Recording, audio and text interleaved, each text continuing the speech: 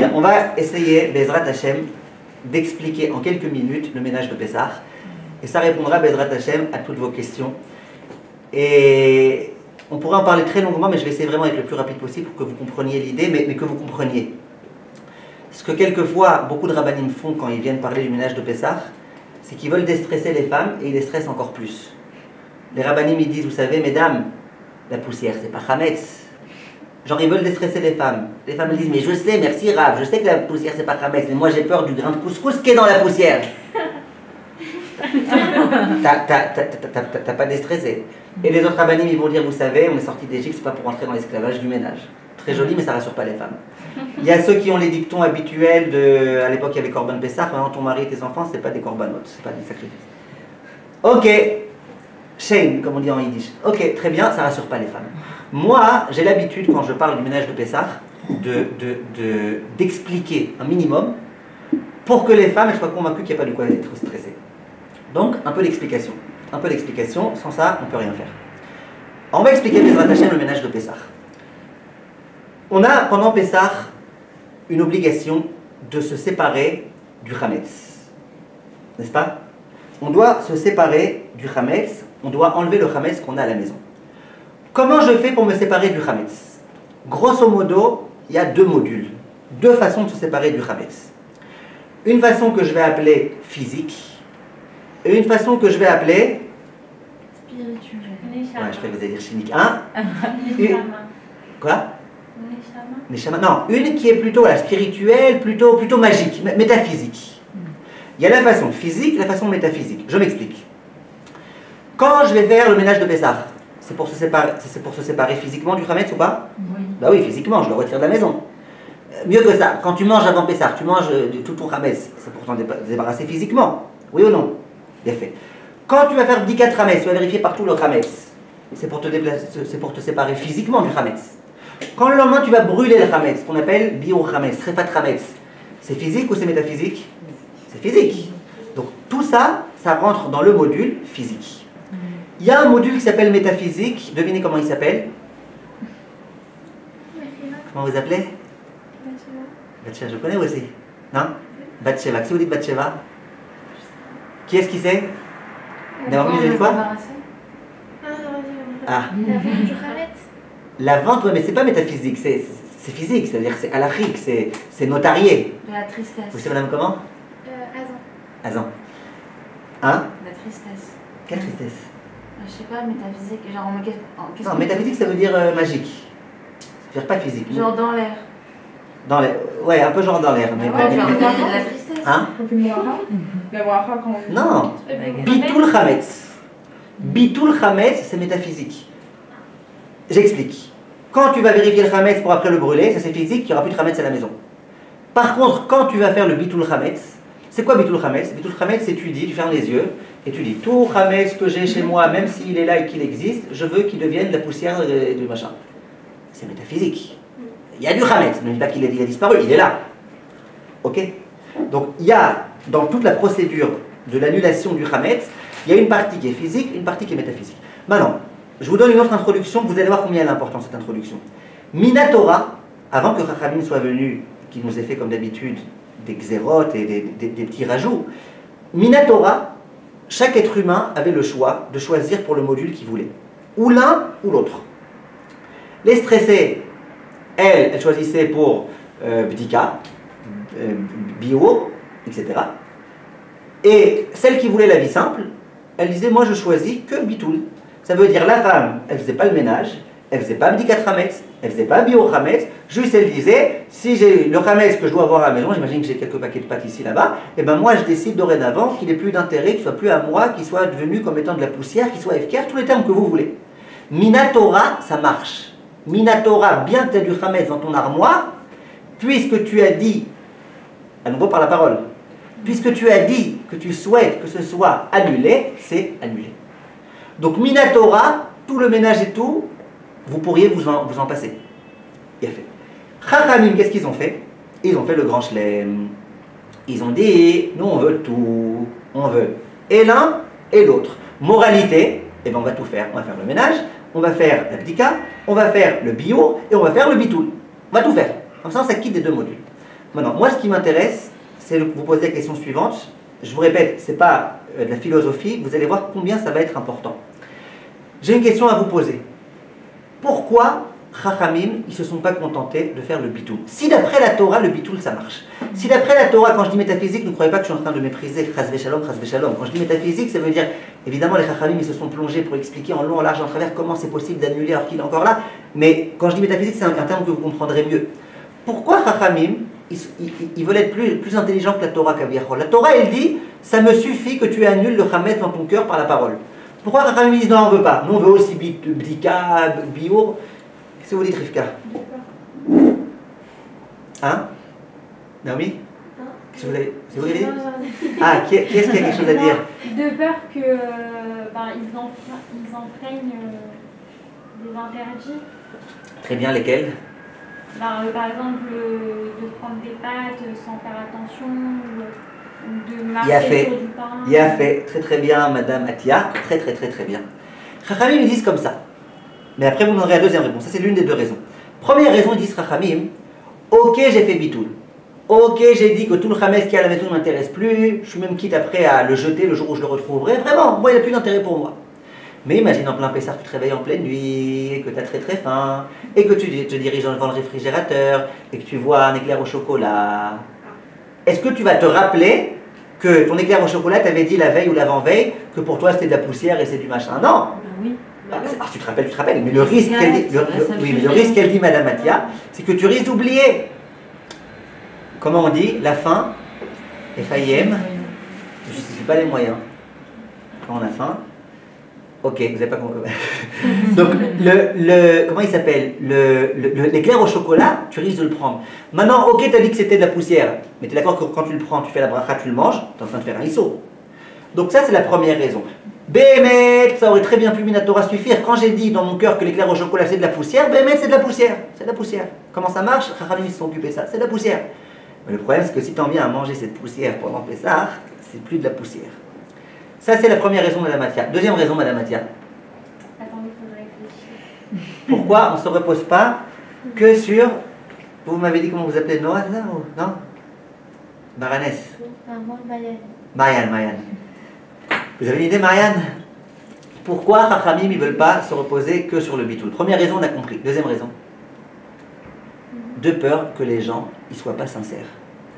Ça veut dire que quand tu dis que le Hametz, à tes yeux, il est efker, il ne vaut plus rien, alors que tu sais que dans ta cave, tu as 10 bouteilles de whisky à 300 € la bouteille, tu n'es pas sincère.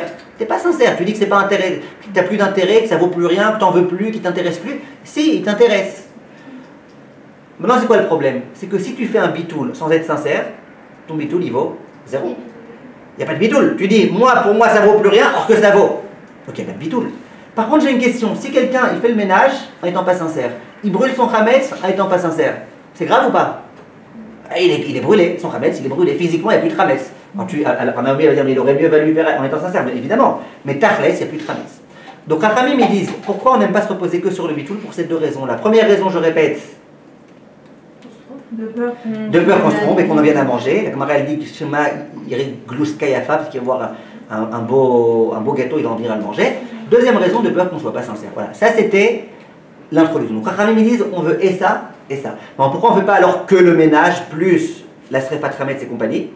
Réponse, parce que imagine que tu as oublié du Hametz quelque part. Moi, chaque année, je reçois des coups de fil de gens qui m'appellent, par exemple, souvent ça arrive qui m'appellent de France, et qui me disent, je viens de me rappeler maintenant, souvent c'est juste avant Pessah, je viens de me rappeler que dans mon KGB, j'avais des bouteilles de whisky, et j'ai pas fait la vente parce que je pensais que Birklal, j'avais plus rien, et parfois c'est bien d'avoir fait le bitoul, ça peut aider d'avoir fait le bitoul, que tu fasses pas le issour de posséder du Hametz, c'est tout. Bien fait. Ça, c'est notre introduction. Si on a compris ça, et je vais voir est-ce que vous avez compris, si vous me permettez, eh ben, je vais vous raconter une histoire, et j'attends votre réponse. C'est une histoire que je raconte chaque année parce que je la trouve très parlante. Un jour, un Avrech me téléphone. C'était 3 jours avant le ménage de Pessah, vous imaginez le stress. Il me téléphone, il me dit écoutez, Rav, je suis en train de discuter avec ma femme.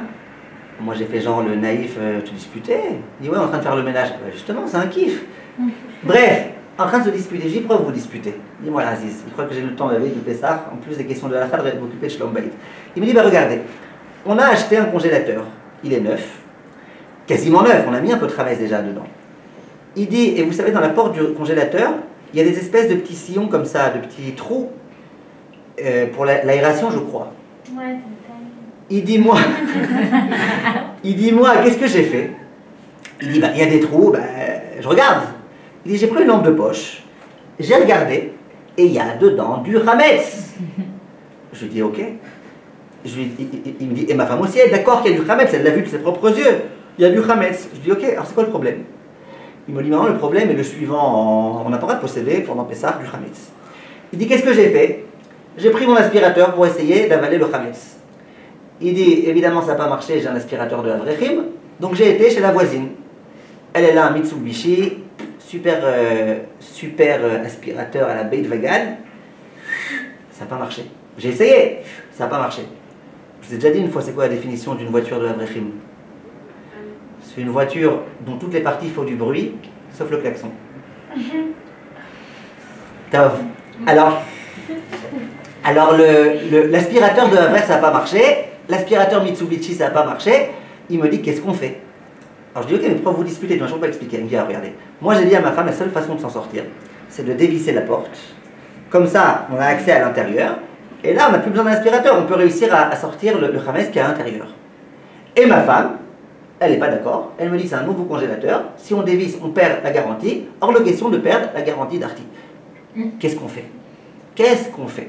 Alors, Bechavod, moi j'aimerais ça. Ne me donnez juste pas les conseils, mais du produit pour abîmer le goût. Ok, ça je connais ces conseils. Donnez-moi, expliquez-moi comment vous traitez ce cas-là. Comment vous traitez ce cas? C'est rare. Vous avez pas entendu une fois aujourd'hui?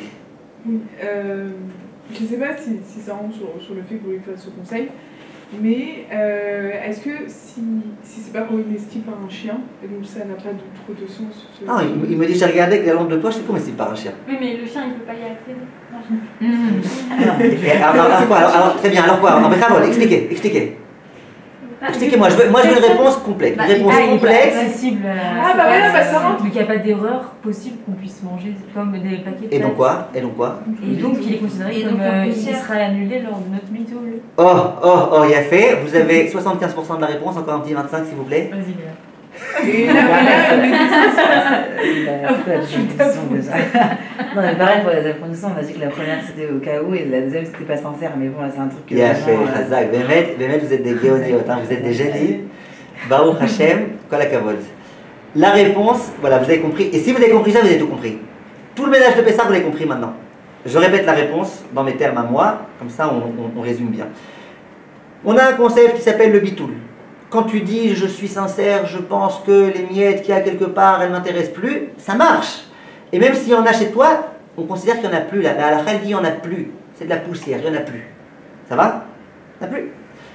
Maintenant, qu'est-ce qui se passe? On dit ouais, d'accord, c'était bien gentil toi. À l'époque de la Torah, ça suffisait bitoul. Mais aujourd'hui, Chachamim, ils ont institué le grand Shlem, la Bdika et compagnie. Réponse oui.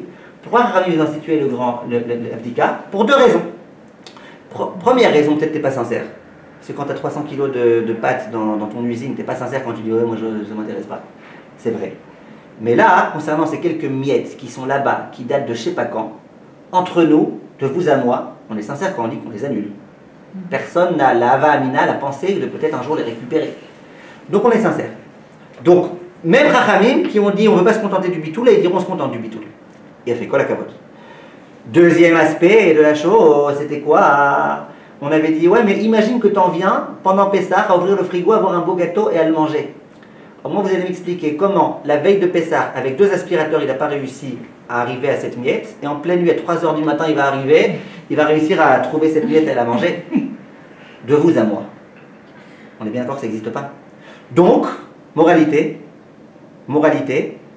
bitoul, ça suffit. Maintenant, je suis d'accord avec vous que des gens excités comme lui, excités, je veux dire dans le sens nervim, genre...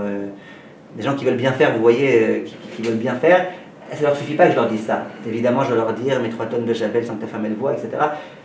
Je suis obligé, sinon il ne va pas être tranquille tout Pessah, il va cauchemarder. Mais en tout cas, l'idée elle est là. Là maintenant, je vais tout expliquer. On pourrait vous donner des tonnes d'exemples, mais tout est là. Tout est là. Je vous donne juste encore un petit exemple. derrière cette armoire, encore cette armoire elle m'a pas l'air très très lourde, mais imaginez parfois dans des maisons des armoires très très lourdes, vous savez, des armoires avec plein de sfarim et tout, des armoires très très lourdes. Maintenant, derrière, va savoir, peut-être qu'il y a une petite miette de couscous qui est tombée. Alors les gens ils vont dire, ah ouais, ben pour Pessah, il faut, avant Pessah, la retirer, comme vous avez dit tout à l'heure, mettre la maison sans dessus dessous, là, et comme vous avez dit, retournement de la maison, tu déplaces tout, est-ce que c'est la peine ou pas? En réponse, on a réfléchi. Quand tu fais ton bitoul, tu es sincère que tu es prêt à annuler la graine de couscous qui est là-bas, qui date de je sais pas quand? Oui. Est-ce qu'il y a une chance, pendant Pessah, que tu en viennes, sans te rappeler que c'est Pessah, en pleine nuit à 3h du matin, à déplacer l'armoire, à prendre le grain de couscous dont tu sais même pas si c'est un grain de couscous ou une crotte de nez, et à la manger? C'est pas possible. Tu vas pas en arriver à faire ça. Oui ou non? C'est quand la dernière fois que vous avez déplacé cette armoire? Il y a 2 ans, il y a 3 ans, il y a 4 ans. Et d'un coup, pendant Pessah, tu vas la déplacer juste pour voir s'il n'y a pas une petite miette de couscous. Vous comprenez? Il faut être sérieux. Maintenant, attendez, juste, je vous explique. Tout ça, je vous le dis pour quoi faire? Pour vous expliquer une chose très simple. Les Chachamim, les Rabbanim, quand ils disent aux femmes, mesdames, j'aimerais vous rappeler que la poussière, c'est pas Chametz, ça rassure pas les femmes parce que les femmes, elles sont pas idiotes. Et elles savent que la poussière, c'est pas Chametz. Elles s'inquiètent pour la petite graine de couscous qu'il y a à l'intérieur. Et moi, je les vois, les femmes. Vous voyez là où il y a les fenêtres, là, il y a des rails. Elles sont avec les brosses à dents, la Colgate, machin, nettoie. Après, ce qui me fait le plus rire, c'est quand elle appelle son mari. En l'occurrence, elle m'appelle moi. Dis-moi, c'est bon, c'est cachère les Pessards, là, la fenêtre? Je comptais pas la manger. Mais oui, c'est cachère les Pessards, c'est déjà cachère les Pessards. Avant que tu fasses ça, pourquoi tu as besoin de te fatiguer? Les armoires des chaussettes. Ok, ça va, t'as mis du produit, ok, mais non, tous les machins là avec un petit.